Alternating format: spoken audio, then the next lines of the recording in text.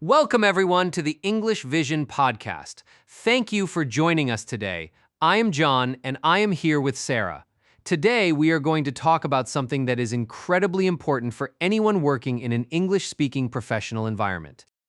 Hello, everyone. I'm very happy to be here. John, I have to say, writing emails at work makes me very nervous. I always worry that I'm using the wrong words or that my message will be misunderstood. That is completely normal, Sarah. Even native speakers worry about email tone. In professional communication, an email is not just about sharing information, it is about building relationships and showing professionalism. Unfortunately, one bad email can damage your reputation. In extreme cases, it can even cost someone their job. Wow, losing a job over an email? That sounds terrifying. Are we talking about making grammar mistakes? Because I make those sometimes. No, do not worry about that. A small grammar mistake will not get you fired. People are usually very understanding about that. The real danger is the tone of the email. Tone is how your words make the other person feel. It is the attitude behind the message. Today, we are going to talk about 5 types of emails that can get you in serious trouble in a US workplace and how you can avoid making these critical mistakes. I definitely want to know what these 5 emails are so I can avoid them. What is the first mistake? The first email that can get you fired is what we call the angry reply all. Reply all. What exactly does that mean? Good question. When you receive an email that was sent to a group of people, you usually have 2 choices. You can click reply, which sends your answer only to the person who wrote the message, or you can click reply all, which sends your answer to every single person who received the original email. I see. So why is an angry reply all so dangerous? Imagine you're at work and someone sends an email to your whole team, including your manager, and they say your project is delayed. You might feel angry or embarrassed. If you immediately write an angry response saying you're wrong, this is your fault, and you hit reply all, you just started a public fight. That sounds like a very bad idea. Everyone in the office would read that. Exactly. It makes you look unprofessional and difficult to work with. In the United States, keeping a calm and professional attitude at work is highly valued. If you're angry, the best rule is to never send an email right away. Step away from your computer. Take a walk. If there is a problem with one person, speak to them privately or send an email only to them after you have calmed down. That is very helpful advice. Never write an email when you're angry. What is the second type of dangerous email? The second one is the direct demand. This is a very common trap for non-native English speakers. Sometimes, when translating directly from another language, an email can sound like an order instead of a request. Can you give me an example? I think I might do this without knowing. Sure. Imagine you need a report from a colleague named Mark. A direct demand would be writing, "Send me the report by 3 o'clock," or "I need the report now." Oh yes, that is exactly how I would write it. Is that wrong? It is clear and direct. It is clear, but to a native English speaker in a business setting, it sounds aggressive. It sounds like you are the king and you're ordering your servant to do something. Even managers rarely speak like that to their teams. In English, we use things called softeners to make requests polite. Softeners, like making the words softer. Exactly. Softeners are polite phrases we put before our main request.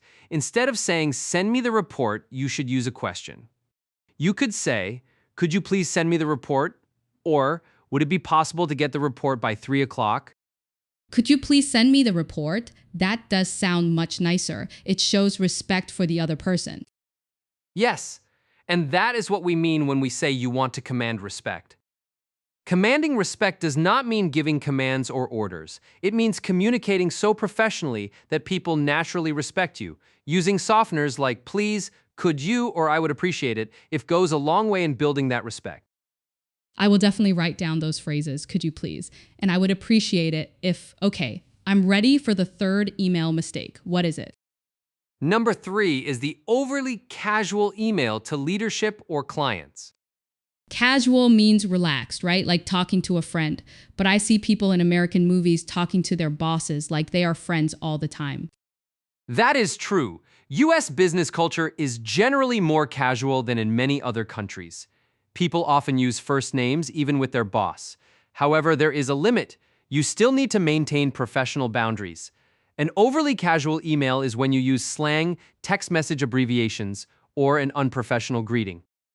Like saying, "Hey boss, what is up?" Exactly. Starting an email to a senior manager or a new client with "Hey guys," or using abbreviations like LOL for laughing out loud is inappropriate. It shows a lack of professional judgment. So, how should I start an email if I want to be polite but not too traditional? I know saying "Dear Sir" or "Madam" feels very old. You are right. Dear Sir or Madam is usually too formal for daily office emails unless you are writing a highly official legal document. For everyday professional emails, simply using "Hi" followed by their name is perfect. For example, "Hi David" or "Hello Sarah." It is friendly, yet professional. Hi, David. Hello, Sarah. That is easy to remember. And how should I end the email? Can I say cheers? Cheers is popular in the UK or Australia, but in the US, it can sometimes feel a bit too casual, depending on the workplace.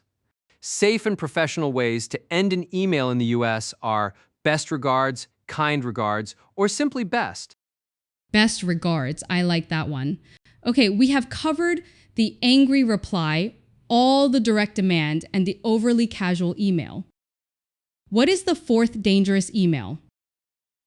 The fourth mistake is the silent CC to the boss. CC. What does CC mean? CC stands for carbon copy. When you send an email, you put the main person you're talking to in the to line. The CC line is for people who just need to see the information, but do not need to take any action. Okay, I understand. So why is it dangerous to put the boss in the CC line?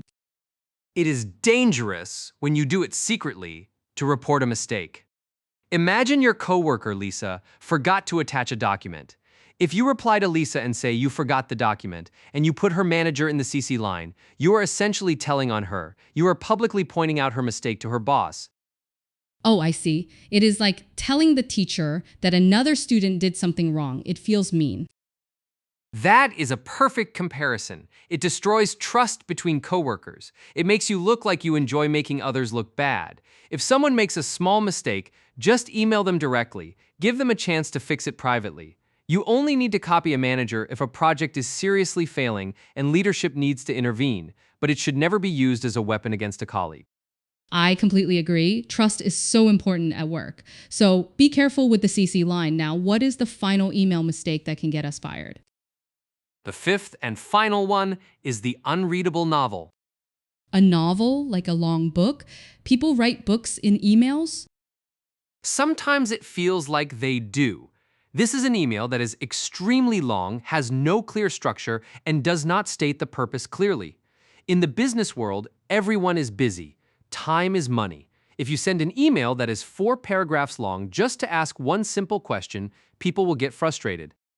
I struggle with this sometimes because English is not my first language. I feel like I need to explain every detail so the person truly understands me.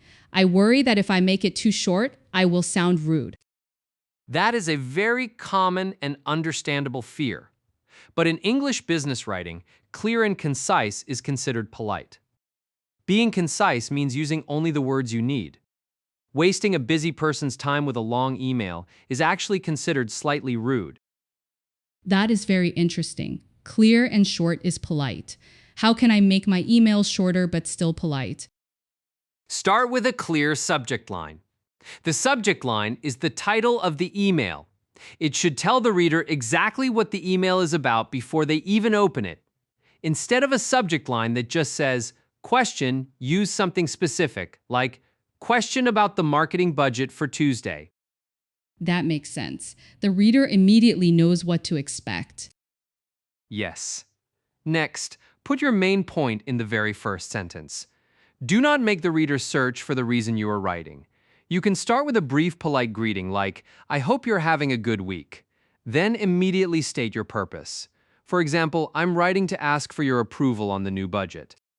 I hope you're having a good week. I'm writing to ask for your approval on the new budget.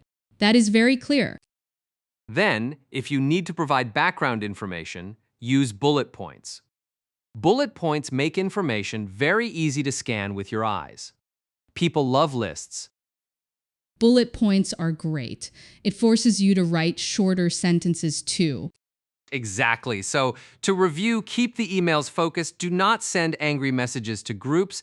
Do not give direct orders, but use softeners like, could you please? Keep the tone professional, avoiding slang. Do not use the CC line to embarrass your coworkers. And finally, value people's time by keeping your emails clear and concise.